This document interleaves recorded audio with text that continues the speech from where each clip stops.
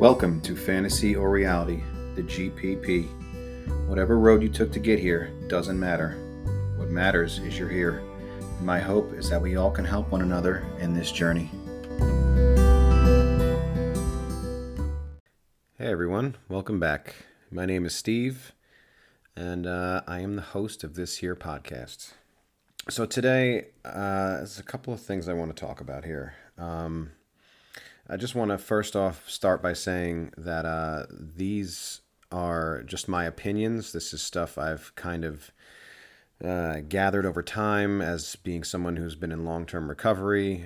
I'm not a doctor. I'm not a physician. I have no degrees in anything in the related field. I'm just someone who has lived experience with gambling addiction, drug addiction, low self-esteem, low self-worth, yada yada, all these things. And I've also met a lot of people in recovery over the years, and I have always, when you're in 12-step programs, right, or when you talk about addiction, everybody talks about addiction being a disease, and I bought into it for a long time. I worked it that way when I was in NA for drug addiction. I even began to work it that way for a while when I stopped gambling and when I attended GA for a little while, and viewed it as an addiction. I'm sorry, not an addiction. It is an addiction. I viewed it as a disease, something that we had to treat, that's something that you always had, that you could never really get away from, that always needed constant work. And while it's true, you always do need to work at this issue, whether it's drug addiction, gambling, anxiety, low self-worth, low self-esteem, all these things.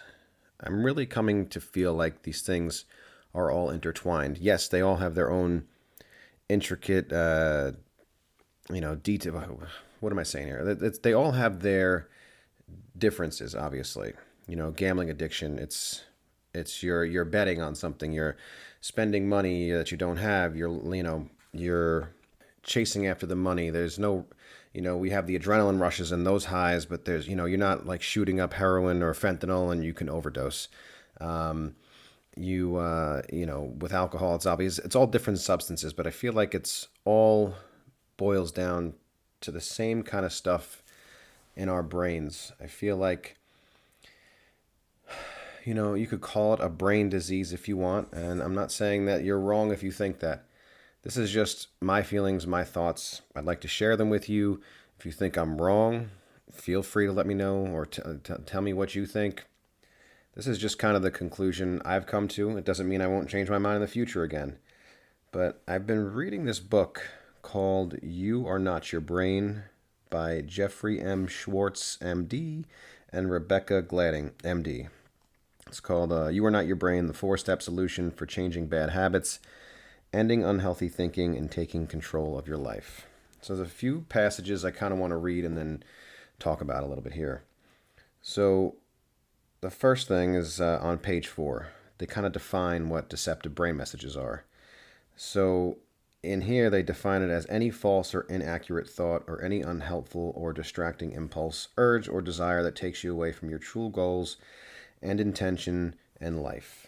And then they identify something else called your true self, which is living according to your true self, means seeing yourself for who you really are based on your sincere striving to embody the values and achieve the goals you truly believe in. It includes approaching yourself, your true emotions and needs from a loving, caring, nurturing perspective that is consistent with how your loving inner guide sees you.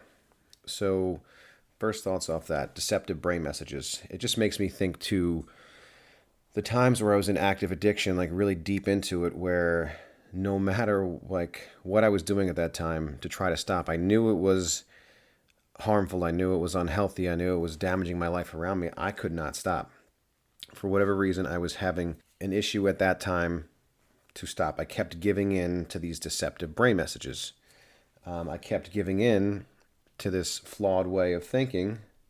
And, before I go on, let me define why the definition from the ASAM, the Addiction Society, I'm sorry, the American Society Addiction Medicine defines addiction as a primary chronic disease of brain reward, motivation, memory, and related circuitry. Dysfunction in these circuits leads to characteristic biological, psychological, social, and spiritual manifestations. I don't know. In my mind, seeing it as a disease kind of keeps you stuck. It kind of makes you, at least for me and for many others, you feel like, oh, I am stuck this way. I am always going to have this thing. I'm always going to have to either be an NA or GA or whatever it is. I mean, you should always continue on with what has helped you. I am a firm believer in that. I am almost 2.5 years bet free, and I still go to my meetings. But I don't know. I'm not seeing it as a disease anymore. I'm seeing it as deceptive brain messages. I'm seeing it as, like you begin a behavior, right? You bet for the first time, and you that reward system, it triggers something. It makes you feel good about, either you've gained some sense, some sort of money in a gambling sense, or the high of the potential of that money. If you're using drugs or alcohol, you obviously get that euphoria from using those drugs or alcohol. And the more and more you use it, the more these brain circuits rewire, and it becomes your default setting. So talking more about deceptive brain messages. Here we go. Page 15. How can you begin to recognize the false negative thoughts associated with your actions and uncomfortable sensations?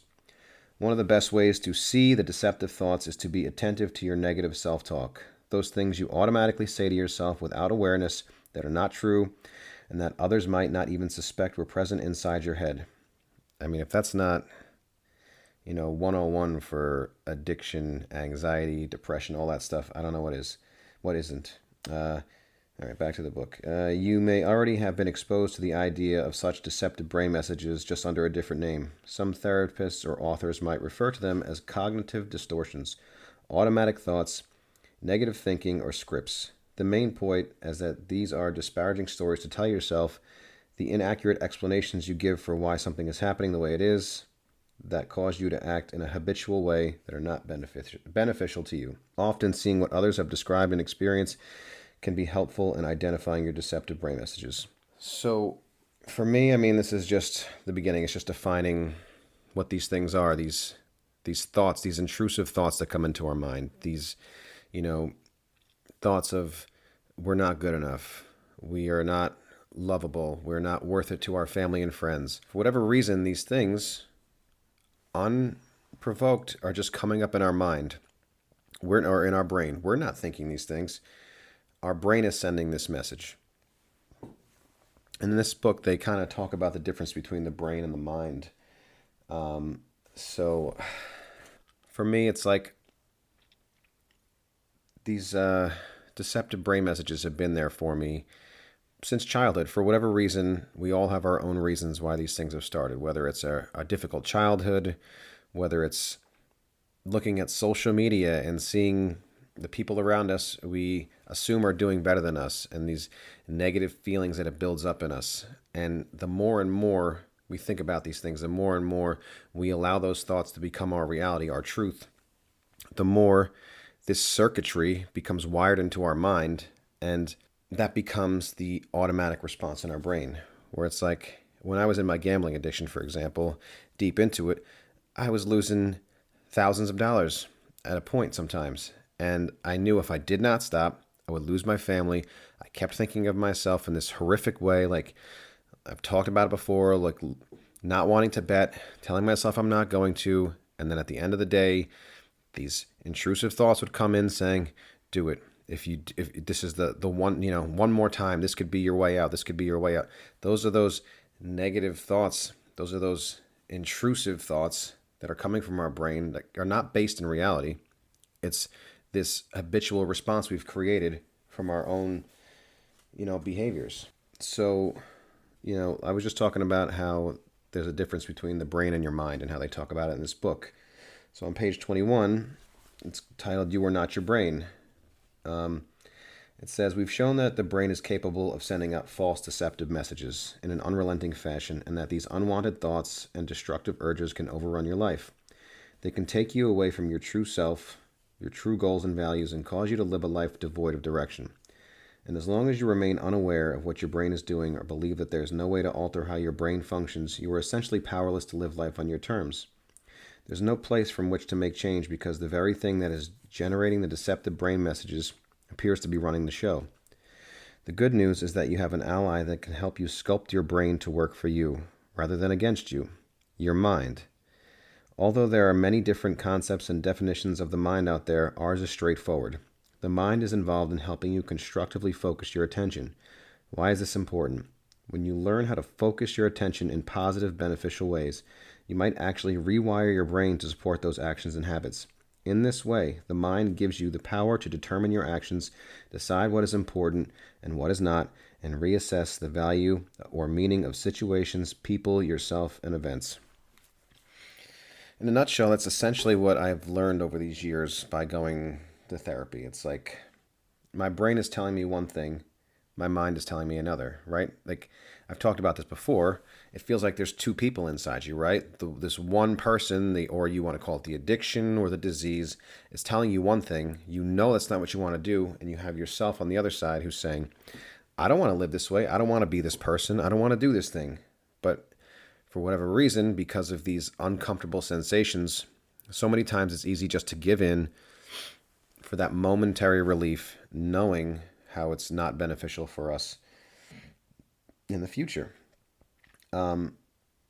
So, especially I don't even want to just say in the beginning, over these last few years, anytime I've had a negative thought, I would identify it.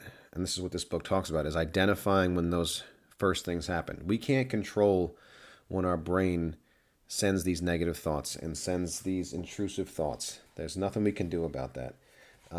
What we have the power to do, though, is what we do when that happens. Let's see, in the book here it says, while this is an alluring common thought process, it is a dangerous way to approach deceptive brain messages. The truth is you really are not in control of your deceptive brain messages or uncomfortable sensation. Your brain is. That means you cannot make your thoughts or urges disappear by using willpower alone. Trying to do so is a surefire prescription for discouragement, disappointment, and demoralization.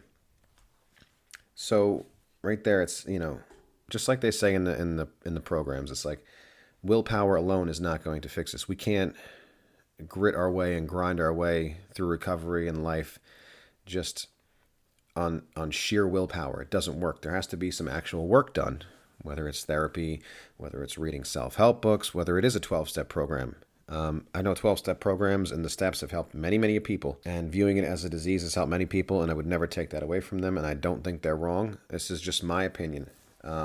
I see this more as deceptive brain messages brought on by negative thinking, negative self-talk, habits that we've learned in the past. So you have these negative things that happen. I had a rough childhood coming up. I know my parents love me, but there was a lot of stuff that happened when I was growing up that really affected how I grew into young adulthood and the decisions I made. And I did not like a lot of what those decisions were and at least how I viewed myself. So these deceptive brain messages kept popping up. You are garbage. You are not good enough. You are never going to advance in life. You are not worth this family you have. All the negative thoughts, you're not healthy enough. You're not in good enough shape. For whatever reason, these things pop up. At least in my brain, that was what would pop up. And then in my teenage and in my early 20s, I would be using drugs or drinking, and it would always progress to harder and harder drugs, no matter how much I told myself it wasn't going to. And the end result, it always did. Gambling with me, it started off as something fun to do, free with friends, yada, yada. If you've listened to this, you've heard this story before, but when I moved into my parents' house where my family and I moved into my parents' house and we were having financial difficulties. So those old thoughts came back up and those deceptive brain messages came into my mind again saying, I'm not good enough. I'm not saving enough. I'm not providing enough to my family. So that's when I turned the gambling activity of fantasy sports from something that was fun to something that was negative, where I kept chasing this money, thinking that money was the only way to make our lives better. Money was the only thing that was going to fix everything. Money was the only thing that was going to fix my self worth. And then over the next, whatever it was, 4 years off and on, it just destroyed my life. And the worse and worse it got, the more and more I had difficulty stopping. And I think that's because, these negative things, although they impacted my financial health, my mental health, my family life negatively in many ways, my brain kept telling me that this is the way out. It makes no sense, but it's like, as a gambler, it's like you think the only way out is to keep trying and to win. And as anyone who knows who's a gambler or someone who's the family of a gambler, no matter how much you win, it does not matter. You're going to lose it all. There are very few people I've ever met that have been ever able to take the money and, quote unquote, run. And I don't know. Those are just my 2 cents. I could be wrong. I could be right.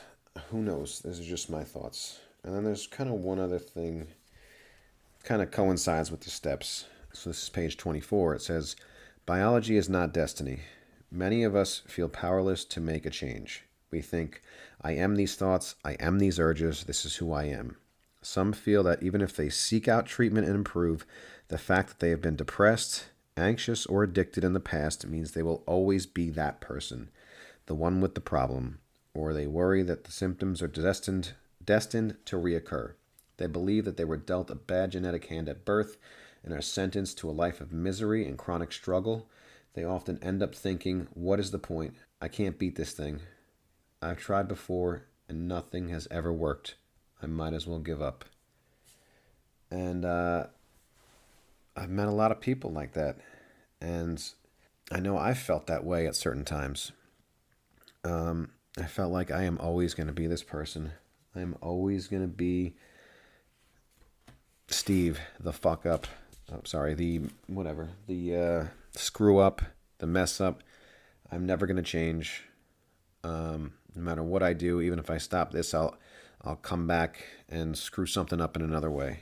And the reason I say this kind of coincides with the steps is because if you look at the steps, I'll just use GA as an example. It says step 1, we admitted we were powerless over our gambling, that our lives had become unmanageable. Step 2, came to believe that a power greater than ourselves could restore us to a normal way of thinking and living. And step 3, made a decision to turn our will and our lives over to the care of this power of our understanding. So according to this passage and according to the steps, we are powerless, right? There's nothing we can do. We're, aside from doing the steps and turning our will and our lives over to a higher power. And I've seen that work for a lot of people. And if it works for you, I am so happy for you. I love that works for you. I'm glad that you've turned your life around in that way. But that way of thinking and the steps have never worked for me. And this is long before I had this thought. So, for me, like, obviously, if you've listened, you know that therapy has changed my life. And that's a lot of kind of what I'm getting out of this book, is a lot of what I've learned in therapy is, identifying negative self-talk, identifying negative behaviors, and refocusing my thinking. If I get a negative thought saying, oh my God, like earlier on, the fence was falling down. I don't have enough money to fix it right now. I am a poor provider, which makes me a bad dad and makes me a bad husband. Well, catch it right there. No, I'm not a poor provider and a bad husband and a bad dad because I can't afford to fix a fence right now. Fast forward, this year, my wife and I were able to do it. Now, does that mean that I'm a good husband now? Does that make me a better person, a better father because I could afford to fix a fence this year? No, but my negative thinking, my negative self-talk, my brain was telling me that. And then my mind and my true self took that as truth. This is who I am. I've been able to, over the years, put a barrier between my brain and my mind, who I really am, and then these initial thoughts that always pop up. So I used to think that these initial thoughts were the disease, the addiction, the whatever you want to call it. Now, I'm really beginning to think it's just, for whatever reason, it's just whether it's nature, nurture, the way of life that we live in right now, social media, how I was brought up, everyday life in general, it is so easy to fall into that negative pattern of thinking, and then that becomes your initial response, your initial thought. Now, according to this book, and according to, at least from my experience, what I've seen over the last few years, is you can rewire those thoughts. I will still occasionally get those thoughts where like whatever it was last year or earlier, I had that thought that came in: the fence is about to fall down, can't afford to fix it, bad husband, bad father. I was able to cut that thought off and realize that that's not true. That is not my true self. This is not who I am. This is just that thought trying to come in and pervade and take over my thinking. Over the years, by refocusing my attention and refocusing that thought, I've learned who I really am. I am a great father. I am a great husband. I'm a great person in general, and I hate even the way that sounds. And here we go again. It's just, why can't I just, right there, I can't give myself a compliment. I can. I know who I am as a person. I'm great to my kids, great to my wife, and great to myself, and great to the people around me. Do I make mistakes? Sure, who doesn't make mistakes? But I do my best to try to make amends and apologize when I know I'm wrong. But like I said, nobody's perfect. And you can't expect anybody to be perfect. You have to give yourself grace and yeah. But anyway, so I've been able to, over the years, really redirect my thinking, and it takes some work. You have to identify when those thoughts come in all the time, cut it off at the pass, and say, no, this is not true. This is the true story. And the more and more I've been able to recognize these negative thoughts, intrusive thoughts when they come in, stop it, tell myself and realize that that's not the truth. That's not who I am. That's not how the situation really is. That person really doesn't think that about me, or this situation doesn't really say this about me, and redirect the thinking. The more and more I've done that, the more and more I've realized that my brain now will react more positively, where it's like, that is now the path. So you think of it as like you have this walking path, right? We've created in our lives all these circuits in our brain or whatever. According to this book, like I said, I am not a scientist, but according to this book and some other stuff I've read, it's like these circuits in our brain are basically like a path that's been traveled over and over again. So when we walk up to it, it's easiest to just follow along that same path, no matter how difficult it is to traverse it, how difficult it is to, say you're trying to climb a mountain, right? You're climbing through a very rocky terrain that's up and down and difficult.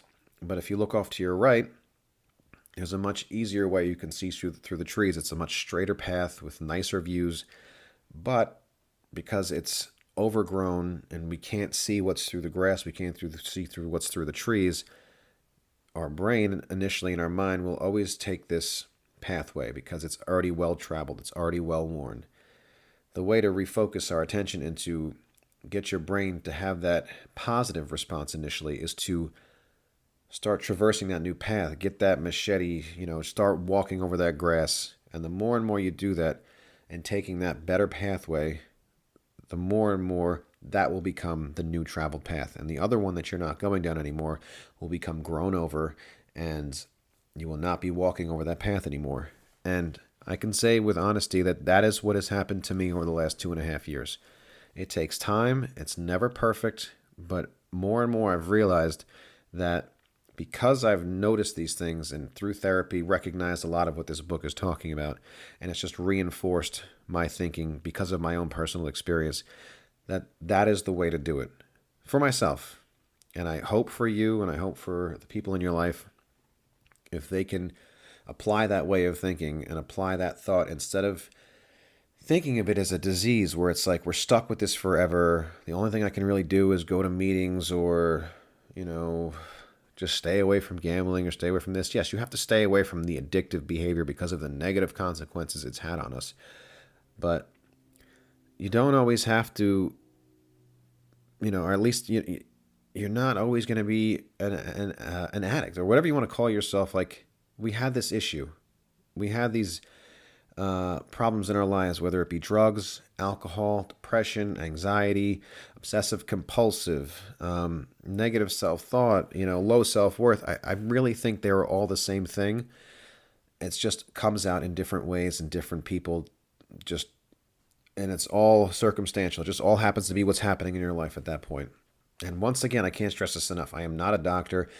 Don't just take this my word for it. Go read this book, You Are Not Your Brain, by Jeffrey Schwartz and Rebecca Gladding. Do some research on your own. I'm just saying that this has been my experience. So far from what I've read from this book, I'm really beginning to see that it's like, it's not a disease. We're not stuck this way forever. People I know from my groups, some of these guys have, 6 years, 12 years, like a long period in recovery, and they live a great life, and they're not going to meetings constantly, and they're not going to therapy constantly. They still do the things that work for them, and we stay connected with one another. But, at least in my mind, if it was a disease, then we would always fall back. Like the book says, we'd always end up falling back into an addiction, whether it be gambling or sex or drugs or yada yada. And I can say for certainty that at least for now, has not been the case for me. If I notice something's getting a little out of hand in my life, I can identify it. I'll give you an example. You can probably hear it. My freaking nose is stuffed up like crazy right now, right? And for a little while, I was using nose spray multiple times a day, and I began to realize, I'm really kind of leaning on this and using this more than I should. This is too much. I'm only going to use this at times when I really, really can't breathe, instead of just when the initial discomfort happens, which is what this book says. You get that initial discomfort, and you immediately want to gratify it and fix it. So instead of becoming dependent and staying dependent on nose spray, right, I recognize that and stop the behavior. And even though I'm a little stuffy, like you can hear, I can still breathe a little bit, and I'm not going to the nose spray. And eventually, I'll get over it, and I won't need a nose spray anymore. So it's just like staying proactive and looking for these things in your life. That's what I've done. That's what's worked for me. And I hope it works for you. I'm not saying, like, once again, if these other things have worked for you, I'm very happy for you. I just have noticed that there are a lot of people who have a difficult time with 12-step, have a difficult time with the higher power concept, have a difficult time with the disease concept, and then they get discouraged, and then too many people go out and relapse. And I think there needs to be more than one way to recover. I know we've got smart recovery and other ways to do it. I know there's just support groups. I'm just offering my perspective and what's worked for me. That's what this whole podcast has been about, is just what works for me and kind of sharing that, talking to other people about what works for them. And I think that's it for now. I'm going to quit yammering. I'm almost at a half hour here. So I appreciate everybody listening. I appreciate you continuing to listen, or if you're a new listener, welcome. Hello. How are you? And like I said, if you disagree with anything I've said, or if you agree with me, or if this method has worked for you, please write in. Let me know. I would be more than happy to have a discussion with you and hear your point of view. Because like I said, I don't think my way is the only way, the right way. It's just what has worked for me. I'd love to hear new thoughts and ideas. So if you've got something you want to share, feel free to reach out. fantastyorreality@yahoo.com. And that's it. Be good to yourselves and each other. Bye. For those seeking out help, you can call 1-800-GAMBLER or 1-888-532-3500. For those looking for help for your family members or affected others, you can call Gam-Anon at 718-352-1671. And if you're in New York State, you can call the New York Council on Problem Gambling at 833-437-3864.